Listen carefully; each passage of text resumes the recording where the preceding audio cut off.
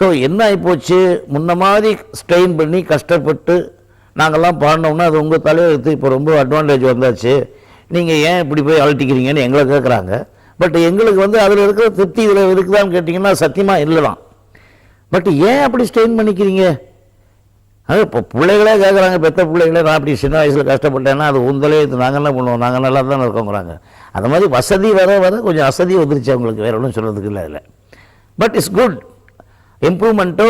அதுக்கு வந்து இப்போ ஒரு ஒரு எலக்ட்ரானிக் இன்ஸ்ட்ருமெண்ட்ஸில் காம்பினேஷன், இந்த சுவிட்சை சொருகிறது, அதுக்கெல்லாம் கூட கொஞ்சம் மூளை வேணும், இல்லைன்னு சொல்லலை.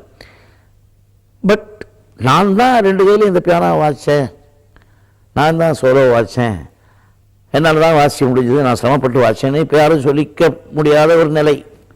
ஏன்னா எல்லாம் வசதி வர வர ஏதோ ஒன்று 2 எடுத்து பண்ணிட்டு அதாவது தனியாக வாசிக்குது, கை கட்டி உட்காந்துடுறாங்க. இது அந்த காலத்தில் முடியல. ஸோ அது ஒரு வளர்ச்சி வந்துருச்சு. பட் அதுக்கும் புத்தாலத்தனம் வேணும் இல்லைன்னு நான் சொல்ல முடியாது, அதை புரிஞ்சுக்கணும்.